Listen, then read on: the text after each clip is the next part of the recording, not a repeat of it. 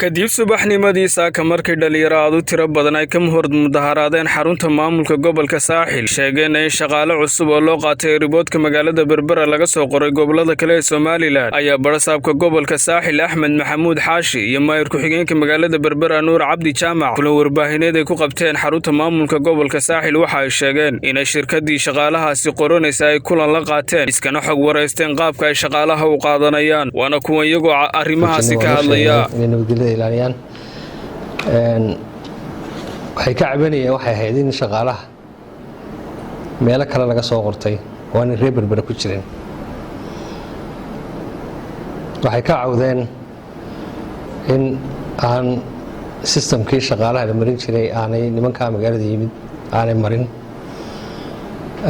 runtiina waxa dadku ka cabanaya de waa khaladaad jiro waxa weeyaan markay gobolka soo galaan waa inay xafiiskii gobolka yimaadaan waa inay nidaamkii shaqada la marin jiray la mariyaa waa inay sidii imtixaanaadka loo qaadi jiray waa inay noqotahay oo caadiya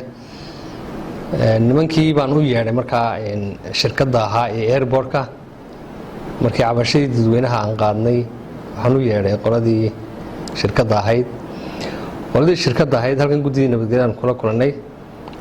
waxaan ugu wararnay inay dee waddo khaladana mareen xaaladda jirtaana ay tahay xaaladda imika taagan khaladkoodii way qaateen khaladkoodii markay qaateen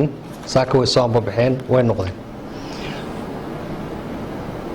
waxay yidhaaheen markaanu soo noqonayno annagu nidaamka shaqadu tahay un baanu ku shaqaynayna shaqaale aanu gaar u qaadanayno iyo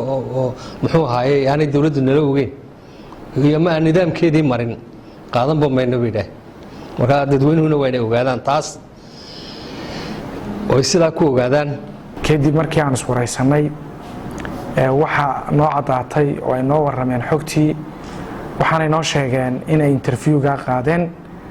in ay gobolka iyo nidaamka iyo procedure-kan ay tixgelinayaan in ay diyaar u yihiin in ay gobolka iyo degmadaba la shaqeeyaan waxaanay noo sheegeen in interviewga ay qaadeen ilaa iyo hadda aanay wax official qaadanin laakiin ay sii wadi doonaan bacda ciidka insha Allah taala waxaan isla garanay in mar walba priority-ga magaalada iyo gobolka ay leeyihiin taana ay iyaguna tixgeliyaan marka waxaan bulshada reer berbera iyo dhalinyaradaba u sheegaynaa in aan wax shaqaalo la qaatana aanay jirin interviewga ay qaadeenna aanay wax rasmi uga soo baxay ilaa hadda aanay jirin bacda ciidkana ay qaadi doonaan interviewga haddii ilaahay ka dhigo procedure-kana ay ixtiraami doonaan dubna ay nooga soo jeedi dogaan meesha loo soo marinayo CV-yada. Axmed Ciid, telefishka caalamiga ee codka bariga Afrika, magaalo xeebeedka Berbera.